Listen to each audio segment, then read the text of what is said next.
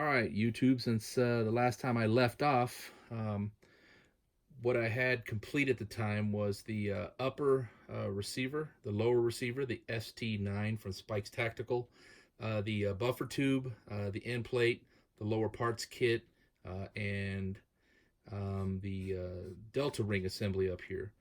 Today, I did a little bit of shopping and over the last couple days, and I was able to pick up some of the finishing products. So tonight we should have an operational gun minus one minor part. So I have the flash hider muzzle device right here with the crush ring. I have a gas block, the type that you thread on, tighten on to the barrel, and you'll see why. I have our handguard cap. I have another critical component, which is the buffer, Gun Tech buffer. It's probably about 8.5 to 9 ounce buffer. I have the buffer spring right here, which is a standard AR buffer spring. My barrel came in. All right, so I have here my 16-inch barrel. It's a 1 in 10 twist, and it does not have a gas hole anywhere because it's a blowback. So we'll go ahead and install that. Picked up some handguards. Got these slim ones with the heat shields. Was able to find some ASC magazines. All right, these are the Colt cutouts. All right, as you know, the Pro Mag had the cutout as well, and Uzi mags can be converted if you cut this notched area out. But I was able to find some ASC Colt style, so they lock right in. And the most critical component, which I got for a pretty good deal, I think, is the bolt. All right, so I got the bolt tonight. Picked it up at a gun store, Colorado Springs Guns and Ammo, and they had one available. Well, the guy had one available, and he sold it to me. So I picked this one up, and we talked about some of the things to look out for, and I think this is going to be one of the ones that's going to work for me. He had a Palmetto State Armory one, but it didn't give me the option to remove this portion right in here if I needed to in the future for other foldable stocks or anything that need to go through the bolt itself. So we're going to go ahead and put this thing together tonight and see what we come up with. We won't do the full build, but I'll go over some of the highlights. And tonight we should have a fully functional firearm. And I have some snap caps in here to see if it feeds and will extract and eject. All right, so let's go ahead and start with the buffer spring and buffer assembly. Let's go ahead and look at that. Okay, since the AR-9 is a blowback, it requires a much heavier buffer than a regular AR or carbine. So what I have here is the Gun Tech 9 ounce buffer with a it's kind of a rubbery soft end cap to it right there. So with the standard AR, let's go ahead and drop the hammer down, and we're just going to go ahead and feed this in there. This doesn't require any special buffers at the end of the tube. It doesn't need quarters or anything. So I'm going to go ahead and just slide that in, and it should lock right into place. Hopefully, I should have done a fit. Maybe I got the turn around. There we go. Okay, yeah, there we go. I had tighter end on the other side, smaller spiral. Let's go ahead and push this in like in a standard buffer. Push that down. Locks right into place. And now it's starting to add some weight. It's nice and shiny right there. And it does put in some good resistance. All right, so that was simple enough right there. The next part I want to look at is the barrel assembly. This is a AR Stoner from Midway. It got the same profile as a carbine that you would find, and it also has a threaded end for the muzzle device. Now this is a standard bird cage, 5-slot bird cage. 1, 2, 3, 4, 5. Well, maybe 6. 1, 2, 3, 4, 5. Yeah, it's 5 slots. The only difference is the thread pattern up here is slightly different. It's about 30 or 36 inch or 36 threads per inch, so you won't be able to fit your standard, you know, AR bird cage on there. And also the opening has to be a little bigger too for the 9mm to the projectile to come through, not like a 223. So I wouldn't use a standard one. I also got the crush washer, and that's going to take a little bit of work in order to get that to line up right and sit perfectly. Now, what I was talking about earlier was the gas block. Now, even though it has a hole in it set up for a gas block, this will probably be used, repurposed later on, maybe for another build. But for the time being, this is going to be able to hold my handguard plate in place so that I can put the handguards on. And that's simply going to look similar to this. It's going to line up. It's going to hold that handguard in place once I tighten it down, and then I will be able to put the handguards in. The key component right here is what I want to do is get the sight gas block assembly for the AR, and go ahead and have that put on there for the future build. For this next part, I need to disassemble the upper portion right here, the dust cover and the gas deflector, in order to use my my vise properly, in order to put the barrel in. That's relatively simple once you remove these items right here. The 9mm barrel, just like an AR, has a notched peg, and you bring your delta ring right over, and you will go ahead and tighten down. Now, in order to get the handguards right, you need to line it up as if you had a gas tube in it, and then you will use a special tool that I have hidden around here. There it is. It's up here. To help you align that up. It goes with the system right here. That will feed in to here through the back, and that will help you get lined up, as if you can see down right in here, and that will get you lined up with the opening. There we go. Here's getting right in there. Go back a little bit. You gotta do a little twisting, a little aligning, and the whole goal is to get this tight enough. The delta ring assembly and the bolt right here, or the barrel nut, lined up where your handguards will also sit properly. Because if they don't, you could just go ahead and eyeball it, but your handguards will be cockeyed. So it's best to go ahead and line it up as if you had a gas tube in it. So we're going to use this little device. So let's go ahead and we'll go ahead and see what we can do and knock that out. Okay, as you see right here, we have the bracket. I have to mount it upside down. My clamp is not large enough. It's about 1/8 of an inch, maybe 3/8 of an inch too big, because this is tapered right here. So I have to flip it upside down, which slows me down a little bit, but not too bad. So we're going to go ahead and take care of that. We're going to use the armorer's tool, and we're going to go ahead and cinch that down. So I'm going to go ahead and do that. It's simple process, tightening it down, lining it up, and once I'm satisfied, I'll go ahead and finish with the rest of the installation. All right, without getting into too much detail, what you want is you want the barrel to be tight enough. They say up to 30 pounds. But what you want is the device to slide right just like this, nice and free, as if you had a gas tube going right through. That lines it up. That makes sure that your handguards are sitting properly, because of course they line up and they have small teeth right in here that need to line up inside the delta ring assembly to make them, you know, line up properly. Okay, so we got that done.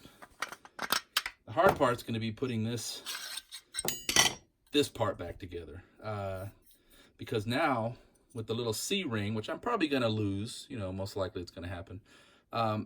Before this delta ring assembly was on, I could push it straight forward, didn't have to remove that delta ring. I mean, that little C-clamp right there. But now I'm going to have to remove that C-clamp, that little C-clip, and then I'm going to have to come back this way while getting this little pain in the butt to line up properly and make it all function. So that was the only drawback to having to put this on now, was disassembling the dust cover So we'll go ahead and get this assembled. Let's go ahead and complete that later. What we'll do is we'll get the barrel and handguards assembly, so then we can go ahead and put the muzzle bird cage up there, the assembly up there. So let's go ahead and take care of that. Now, in order to keep the handguards on, we need the handguard end cap right here, which slides over and should be able to move somewhat freely. Since we don't have a gas tube to use, I'm not going to be too concerned about alignment, right now, because once again, I'm not lining up any, gas, holes and all that stuff right there. Mainly what I got this for was for holding this portion on right here. It's got the cotter pin that goes in here, or the little key. Not even going to use that. When we get to that stage, then we'll go ahead and look at some other options. So simply what we're going to do is go ahead and, what I'm going to do first is install the handguards so they line up properly, so then I can line this up and get it just tight enough and go ahead and loosen that down. So let's go ahead and get those handguards on and struggle with that for a second. All right, so those handguards are on. Wasn't too much of a struggle. Let's go ahead and, since they are notched and the gas tube is on top, we'll go ahead and slide that up, line it up nice and tight. Make sure that's not going to twist. And simply, for the time being, I'm going to eyeball. Actually, that looks pretty good right there. Now remember, this is all just cosmetic. It's not functional. I'm not going to dimple the barrel just yet until I do get that front sight post gas block assembly, the A2 style. So let's go ahead and just tighten those down. There's not going to be any thread lock, blue or red. I know that red stuff, you need to use almost fire to get it off. Let's go ahead and just snug those up. All right, so here we go. Perfect. That's not going to go anywhere. The next step we'll move over here is to the muzzle assembly. The muzzle device, the bird cage, we're going to go ahead and put our crush washer. Now, once again, we're not going to be tightening this down fully. This is still not a full assembly, so we're not going to go ahead and torque it down to spec, but we're going to try to get it as best we can, and then, finger tight, and then crank down a little bit. Okay, so there we go. It's a little bit more aligned. Now, it's going to look pretty good right there. Now, that's not giving me any room to work with, so I'm going to try backing it off, and let's go the opposite way. What you got to do is you got to mess with it until you get it lined up where it'll give you some room to tighten down, because if not, it'll sit perfect, and then when you go to tighten it down, you'll be, right back where you started from, and it won't be aligned properly. So sometimes you just got to start threading it from different sides. Okay, once again, too perfect. I can't tighten it down. What did I try? Let's try it this way. All right, we'll go ahead and continue with this, and once I get it lined up, we'll go ahead and take care of that. All right, it took a little bit, but I was able to get it lined up, so I'm going to reverse it and go ahead and see how that lines up, and it should be good to go. Let's go ahead and remove that, take that vice block off, and looking down the barrel, I should look at the top one with 2 on the left and right, and that by eye could use a little bit more tightening, but that looks pretty good for right now. We can go ahead and fine tune this later. All right, so what we have right now is our upper receiver. It does line up pretty good at the top. That little device helps line it up. It's not exactly where I want it to be now because of once again, the sight block assembly, but it will be a fully functioning upper receiver, and something that would be able to be used if we need to. Like I said, once again, I'm dreading getting back to this part, but I guess I can do that. It's going to hurt my fingers like it did last time, but we'll see what we can do. Let's go ahead and continue on with the assembly. One of the most critical things I was excited about getting tonight was the bolt assembly. Let's go ahead and take a look at that.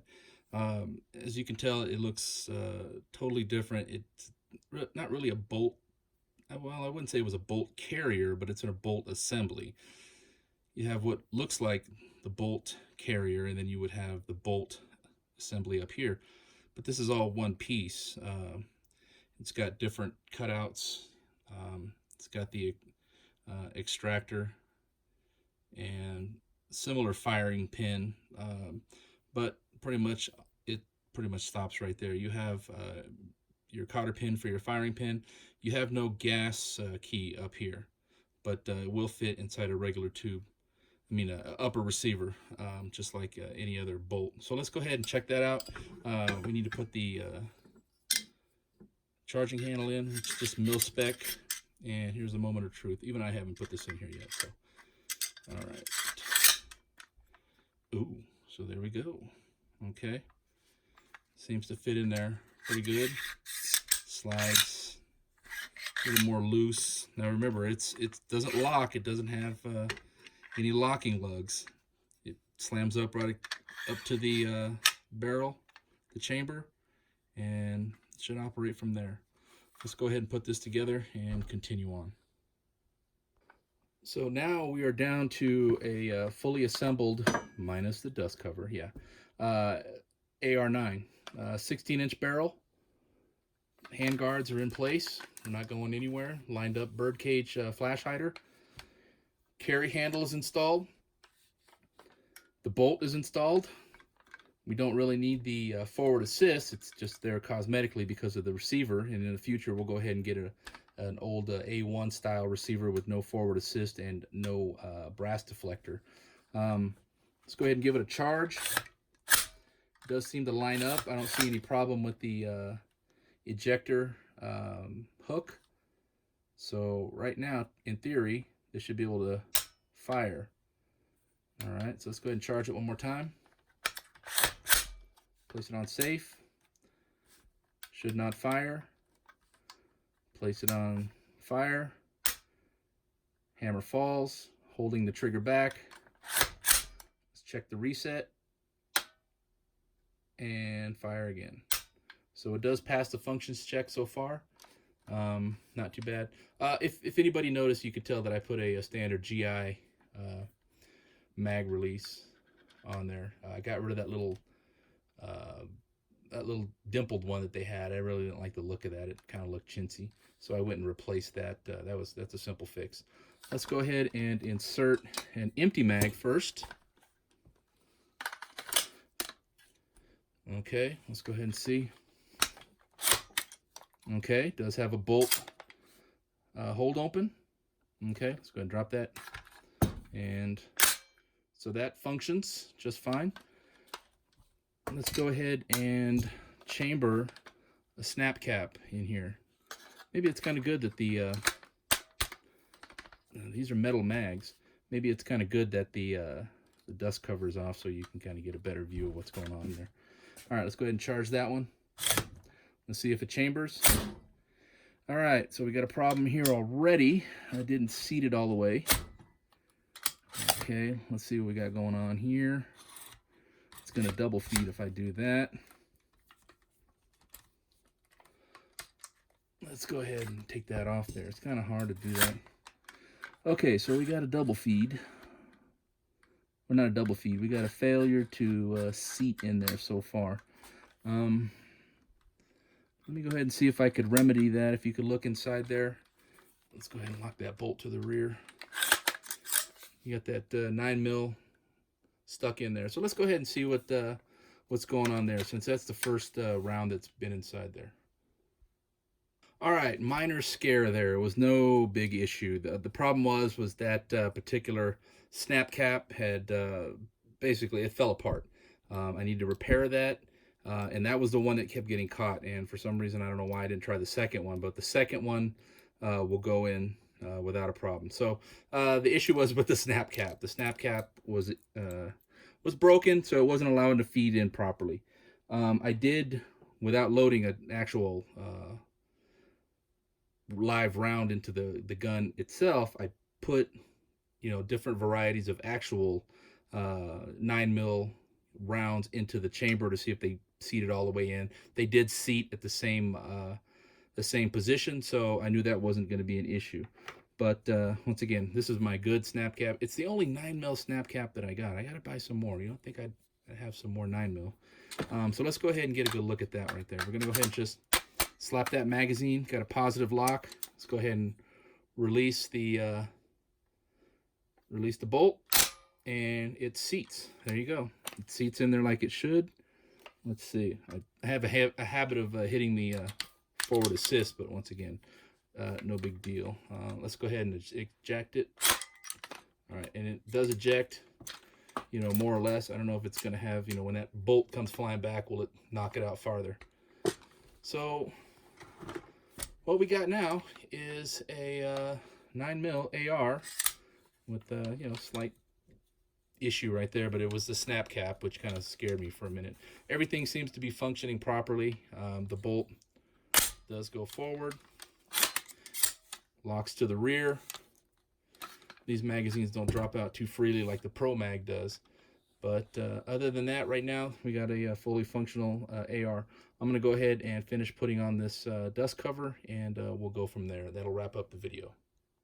Okay, well, I spent about 30 minutes trying to get this little spring connected back on. It was a pain. If you've ever done the ejection cover, dust cover, it's a pain in the butt. I did have to disassemble it, of course, to tighten on the barrel.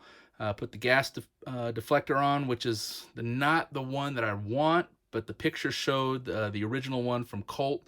What I got was this one right here. It'll work for the time being until I could, you know, decide I want to pony up $12 plus $6 for shipping, unless I find some other stuff that I want to purchase that I, you know, could use. But right now, for the time being, this gas deflector will work. The shortened dust cover will work. I did work out the kinks with the feeding, which I discovered it was the snap cap itself was a piece of shit and basically fell apart. I need to invest in some of the little purple ones or the little burgundy color ones. Another issue I was having was difficulty charging. I discovered that I needed to file down a little bit on top of the little plunger detent right here on the inside of the dust cover. That was causing the bolt to stick and the ejection cover would not come up. Once I did a little bit of filing, I cycled it a few times and it worked fine. So right now what I have is, I would say, 95% complete AR-9. It's functional. It feeds. It hopefully fires, and it does extract and eject. But we'll have to use live rounds to get to that. Hopefully within the next week, I would like to try to do that. Once again, we're using the mock gas block to hold the handguards on for the time being until I do get the front sight block assembly, and go ahead and tap and thread and mount that on there, which will give it the final M4 appearance. I'm using the ASC 9mm magazines with the Colt pattern cutout, not converted Uzi mags. So hey, let's go ahead and cycle my only good snap cap in here. Let's go ahead and oh, it was locked back to the rear. So let's go ahead and let that. So now it slides a little better. What I was having problems, I couldn't even charge it because this was holding up the entire bolt assembly. So let's go ahead. Now I got it. See, that's a lot better. Comes out a little bit, you know, easier. Okay, so now here we go. Let's go ahead and drop the empty magazine. I like the orange followers. It's pretty. The followers are pretty nice. All right, so we got our single snap cap. I'm not going to use any live ammunition down here in the man cave. Okay, so let's go ahead and charge it and see what we get. And let's go ahead and let the bolt ride forward and feed the rounds. All right, now it does seat completely, which is nice. We would simulate firing it. Let's place it on safe. Will not fire. Place it on safe. On fire. There we go. All right, and it will eject and extract the round. Once again, it's not doing it like it should, you know, with the normal. Once again, I can't say until we put live ammunition in it. Maybe you have to tweak the extractor, but it does seat in the bolt. I put the snap cap into the bolt itself, you know, the bolt face, and it does fit. So what I got now is my M9. Let's go ahead and get that to stay right there. All right, AR-9 Colt pattern rifle carbine. The reason I didn't go with the shorter barrel, which would have been, tight, 10.5-inch barrel would have cut off right about here. With the sight block and the bird cage, it would have looked nice, but then I would have had to convert that into a pistol, and not really wanting to have the cack blade on there. That's something maybe in the future, as maybe get a 10-inch barrel, because this barrel will be very easy to take off once I go ahead and get that a 10-inch barrel. It's not even something I'm thinking about right now. I wanted to have the extendable stock, so that's why I went with the 16-inch barrel. Okay, well, until I get to the range, that's what I got for you right now. I hope you enjoyed it. I'm kind of excited about having a fully functional AR-9. Once again, future upgrades, gas deflector, getting the one that looks like the Colt, as we've seen before in the first video, and the upper receiver A1 minus the brass deflector and the forward assist. And we'll go ahead and get that in the future. That's about a $150 purchase, maybe in the next month or two. But right now we have a fully functional AR-9. All right, hope this showed you a few things, and I hope you enjoyed the video. All right, until we get to the range, thanks for watching.